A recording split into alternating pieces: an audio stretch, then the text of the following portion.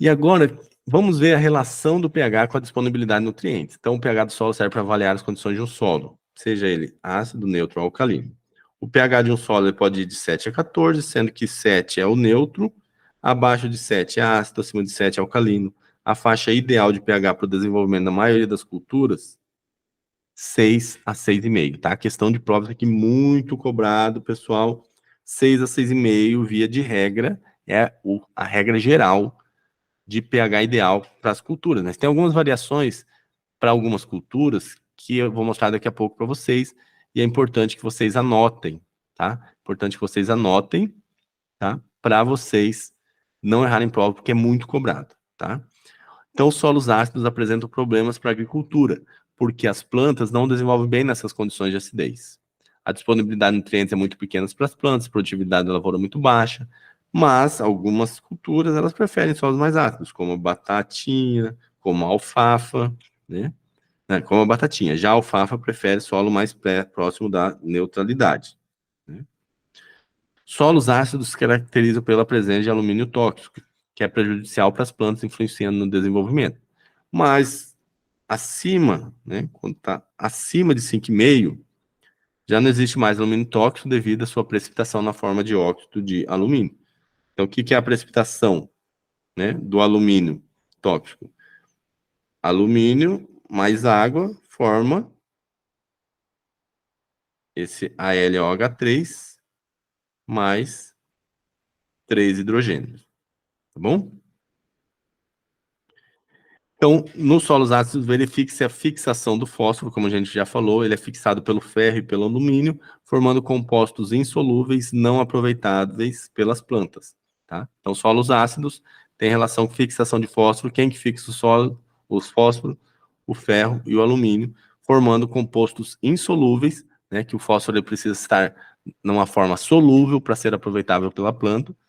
Então, se ele é fixado pelo ferro e pelo alumínio, ele se torna insolúvel e não pode ser aproveitado pela planta. No solo ácido, os teores de cálcio, magnésio e potássio também são baixos.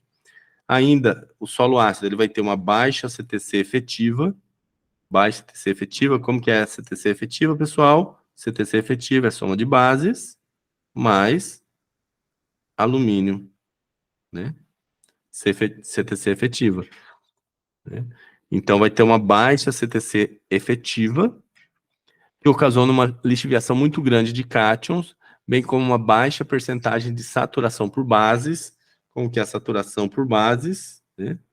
Saturação por bases é aquela em que você pega a soma de bases e divide pela CTC APH7 e depois multiplica por 100 para ficar em porcentagem, né? Então, isso daqui, soma de bases. E uma alta saturação por alumínio. Como que é a saturação por alumínio? É a soma de bases, não, é o alumínio dividido pela CTC efetiva e multiplica por 100, né? Multiplica por 100. Saturação por alumínio, se multiplica por 100 para ficar em porcentagem, tá? Então, solo ácido, baixa CTC efetiva, baixa saturação por bases e alta saturação por alumínio. Já os solos alcalinos, acima de 7, há uma deficiência na disponibilidade de fósforo por causa da formação de fosfato de cálcio. Então, o fósforo é complicado. Se está ácido, ele é fixado pelo ferro e pelo alumínio, se tornando insolúvel. Se está básico, se está alcalino, o solo alcalino, ele muda a forma para fosfato de cálcio, né? Fosfato de cálcio, que também é insolúvel, tá? Então, existe uma faixa ótima de pH para o fósforo, tá? O solo não pode ser ácido, o solo não pode ser alcalino. Por isso que, normalmente, sobre questões sobre disponibilidade de nutrientes, você vai ver o fósforo como a grande menina dos olhos, aí, como grande protagonista. Normalmente, eles exploram a questão do fósforo, porque ele é o que tem mais detalhes quanto à disponibilidade dele para as plantas, né, com variação com relação ao pH. Né? Solos de cerrado, o maior problema, com certeza, de fertilidade é a disponibilidade de fósforo, tá? Daí você aplica um adubo, uma fonte de fósforo, mas você não consegue deixar esse fósforo disponível para a planta se você não tiver feito uma boa correção antes. Então, é um grande limitador. Então, nesses solos há uma elevação, por outro lado, dos teores de cálcio, magnésio e potássio. Mas, por outro lado, quanto maior o pH, menos micronutrientes. Com exceção do molibdênio, os micronutrientes, quanto maior o pH, você vai ter menor micronutrientes, salvo o molibdênio, tá? Com exceção do molibdênio, e tem um comportamento diferente, tá? Mas a maioria dos micronutrientes diminui aí a disponibilidade deles com pH mais alto, com solo mais alcalino. Saturação por bases é mais alta no solo alcalino, por alumínio é mais baixa. E também se torna mais alta a CTC efetiva, né? Que por sua vez, como calcula a CTC efetiva mesmo? CTC efetiva é igual a soma de bases mais alumínio. Como que a saturação por bases, como que é? Saturação por bases é a soma de bases dividido por CTC é pegar 7 vezes 100. Como calcula a saturação por alumínio? É alumínio dividido por CTC efetiva vezes 100.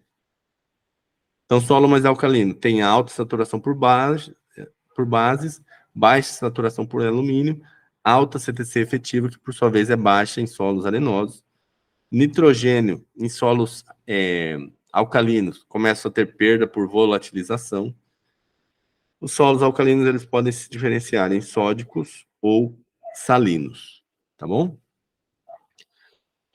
O nitrogênio ele é melhor aproveitado pela planta em solo com pH acima de 5,5, mas a disponibilidade máxima dele está entre 6 e 6,5, tá? E depois ele diminui novamente, como a gente já viu, né?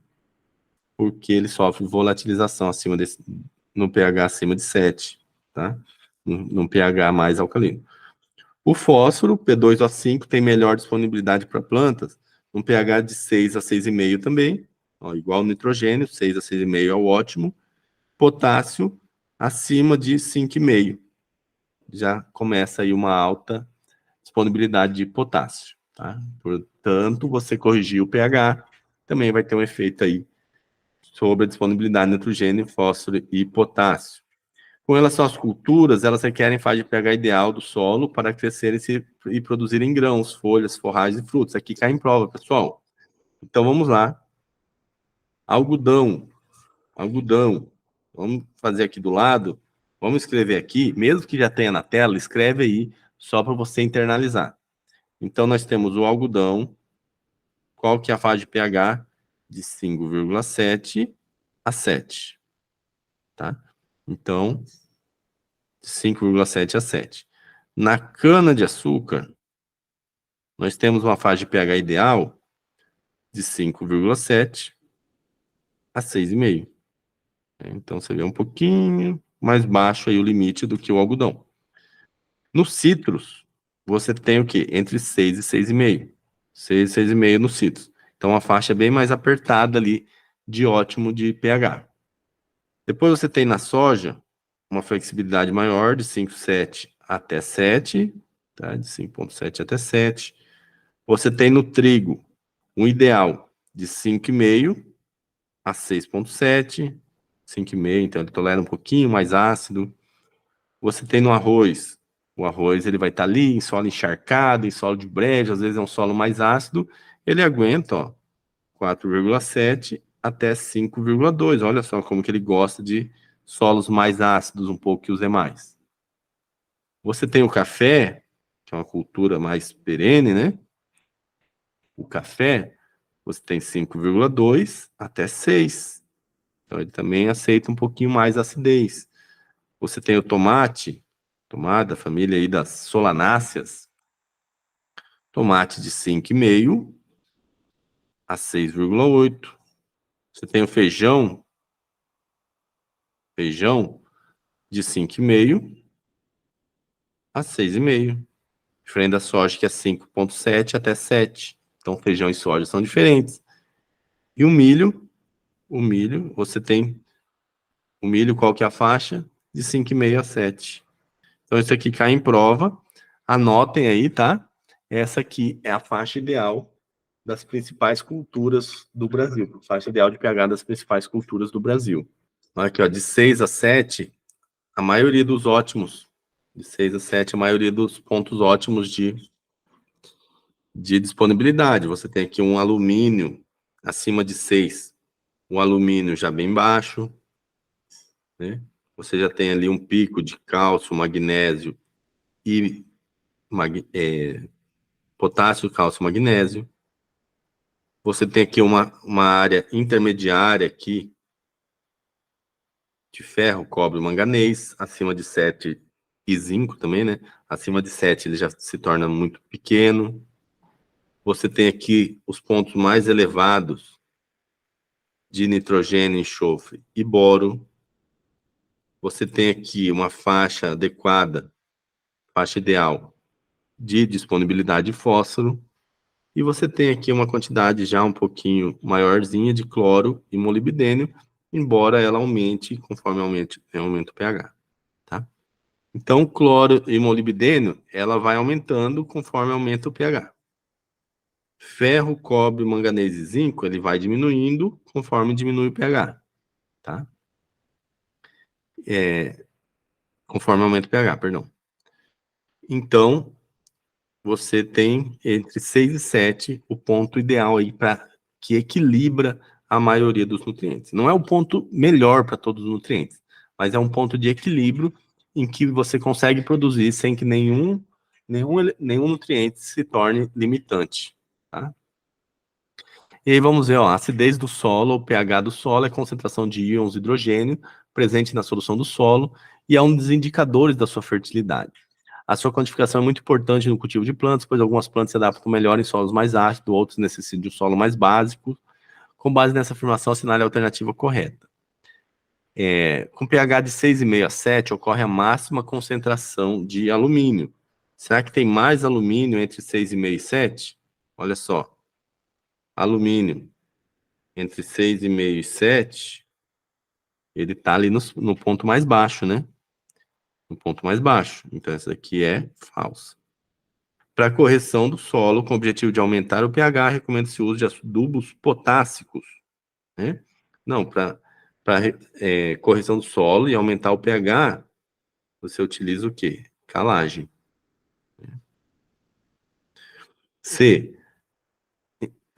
O pH do solo ideal para a maioria das culturas anuais de verão deve estar entre 4,5 e 5.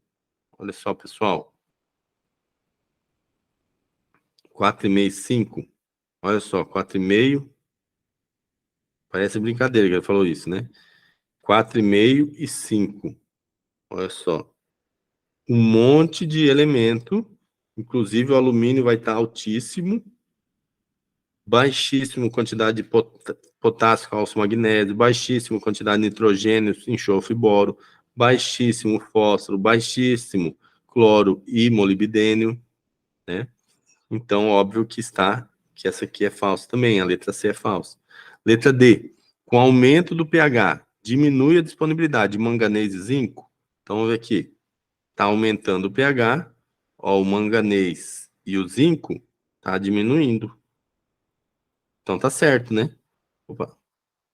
Então tá certo. Aumenta o pH, diminui manganês e diminui o zinco. Essa é a verdadeira.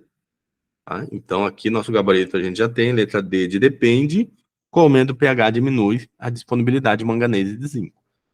Já nos solos ácidos, verifica-se a fixação do fósforo pelo ferro e pelo alumínio, beleza? Formando compostos solúveis que são aproveitados pelas plantas? Não, insolúveis. Então, por isso, gabarito letra D. Essa foi 2015, Prefeitura Municipal de Malé, Paraná.